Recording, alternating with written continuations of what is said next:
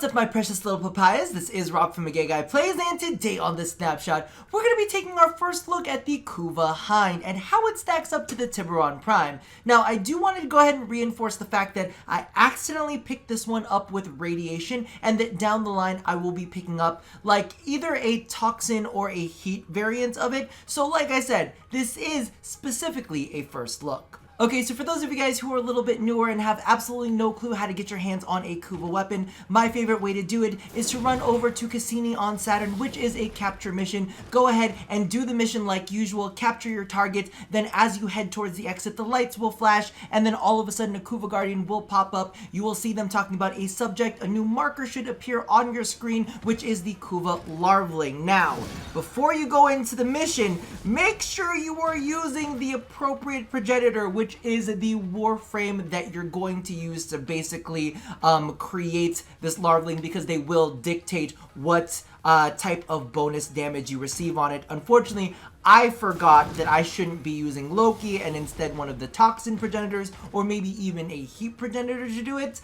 So I got a radiation hind instead of a normal one. However, once you down your Kuva larvaling, you'll be able to see a pop-up on top of their heads before you finish them to see what weapon they have. Once you go ahead and find a larvaling that you like with a specific weapon, then go ahead and finish them off, and then boom, at the end of the mission, you should go ahead and get a Kuvalich with the weapon and elemental bonus of your choice.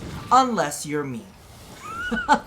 Okay, so let's take a look at the Kuva Hind. This powerful Grineer burst rifle has been retrofitted to add semi-automatic and automatic fire modes. Now keep in mind that the original Hind only has the burst fire and the auto. If we go ahead and scroll down here, you'll actually see that there is no comparison to the full auto mode, only the semi and the burst fire. So starting with the burst, the critical chance has jumped from 7% up to 25%, which is quite juicy. The critical multiplier has shot up from 1.5 times up to 2.1. The fire rate is increased, the magazine is increased, the status has jumped from 15% to 33%, which is quite nice. However, the reload speed has gone down just a little bit. Also keep in mind that in the burst fire mode, the base damage has not been shifted whatsoever. It's still the same.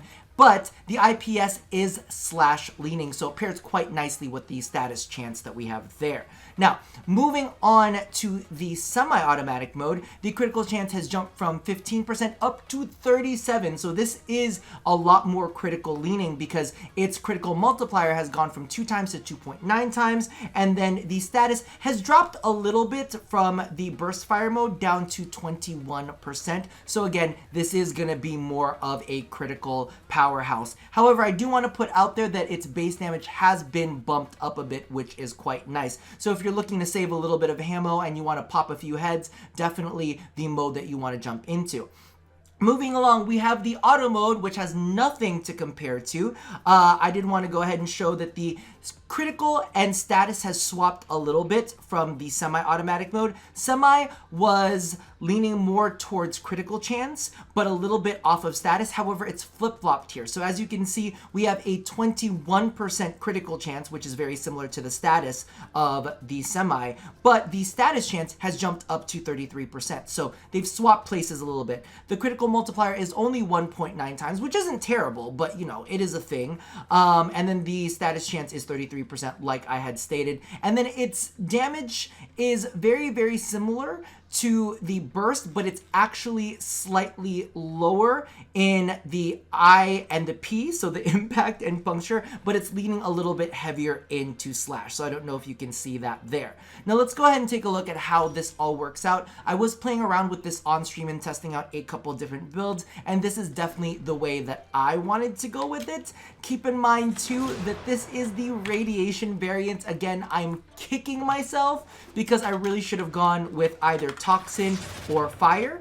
Now, as we can see with the burst here, we're gonna have to test this out multiple different times.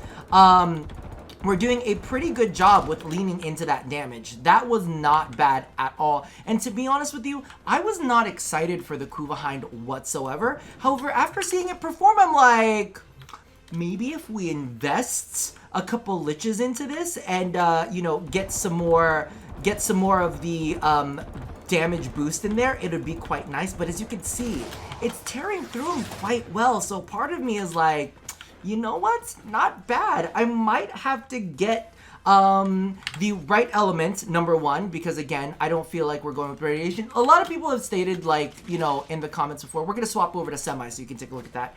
That, oh, radiation is great against alloy targets, it gets bonuses, but I do have to kind of stress that at this level, the amount of damage that is mitigated by that armor, it kind of doesn't necessarily pair well. Now, as you can see, I'm not super fond of the semi-auto. It feels like it takes way too long, and you've got a little bit more recoil in these shots, so I'm not necessarily the fondest of the semi-auto. However, the full auto is actually pretty nice. So let's take a look at that real quick. Now, I do have one thing that I kind of wanted to point out, because the build that I'm using is not necessarily my favorite. There's one thing that I would swap, and I'm thinking that when I get the fire variant of this, because that's, I think, where I'm gonna go next with this one, and I'm thinking that we might do some adjustments, so we'll talk about that. But as you can see, it is still doing a decent job of tearing up this Kuva Bombard. But anyway, back to the whole alloy discussion.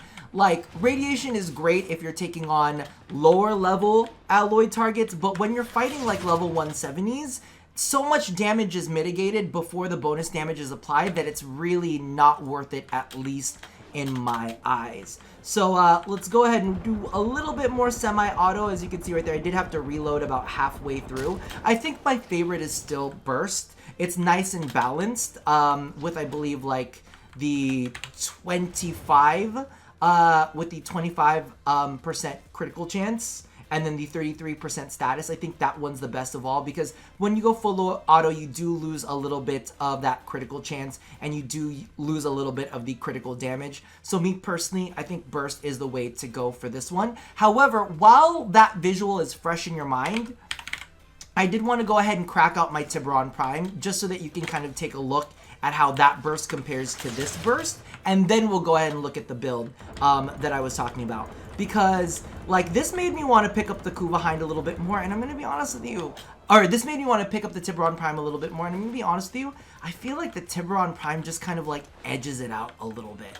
I feel like, I mean, you can play with the elements, and, you know, I'm not, you know, fooling around with a level, like, I mean, just look at the Tiberon Prime. I'm just like, I kind of like it a little bit more. That's at least my opinion, but let's go ahead and take a look at the build that I have for the Kuva Hind and the adjustments that I want to end up making to it. And that's the cool thing about the Kuva weapons, is the fact that you can say, all right, I'm going to invest into this one a little bit more, shift around the damage, increase the damage bonus, and get things in there. Now, as you can see, we are running half crits, half status. Actually, we're leaning a little bit heavier into the status because we've got 3 status elemental mods. Keep in mind, I did play around with Viral and either Fang Fuselage or Hunter's Munitions. I've done both of them, and this one still did come out on top. However, what I really liked with it is Primed Shred. I felt like Primed Shred just felt better, like, to me when I was using it. And I understand that, you know, it's kind of like, all right, well, you're losing out on the multi-shot, and the multi-shot is just, you know, straight up bonus damage, but I just like the speed of this better. It just feels better when it's shooting, and I get it, we are losing out on it a little bit, but I kind of like that a little more. So the plan, Stan, my man, is going to be to swap this over into a Fire Hind, and then what I'm going to do is I'm going to drop thermite rounds. I'm going to go ahead and put in, where is it called, Vigilante Armaments. So I still get the multi-shot.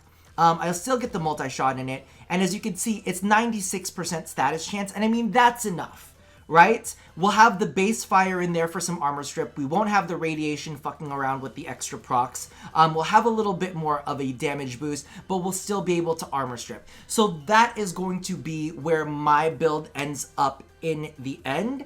And I really want to go through and kind of like give it another test and see how I feel about it as compared to the Tiberon Prime, because Tiberon Prime is just like, it's hard to knock off its pedestal. It's a really great workhorse. It kind of does a little bit of everything, and I really do enjoy using it. But you know what? That one I think I'm running with, let's see what my build is on it. It might not even, I think I have a ribbon on it, so that might even give it a more of a distinct advantage.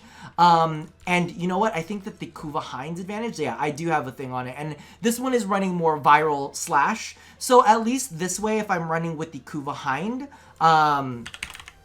I can have a viral slash burst fire, and then I can have a corrosive fire burst fire. You know what I mean? Just a little bit of variation there depending on what I want to play around with. Regardless, that's where I'm leaving it. Let me know how you guys feel down in the comments below. Do you like the Kuva Hind a little bit better? Is it something that you're going to go ahead and invest in to kind of like challenge the Tiberon Primes of the world? Toss all of your feelings down in the comments below. And as always, oh, and also let me know if you prefer a specific fire mode. Am I like undercutting the semi-autos here, or is the semi-auto like just, is it a little bit of a throwaway?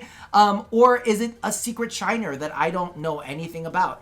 Toss your feelings down in the comments below, and as always, love somebody, hurt nobody, and touch your body. I'll see you guys next time. Bye-bye!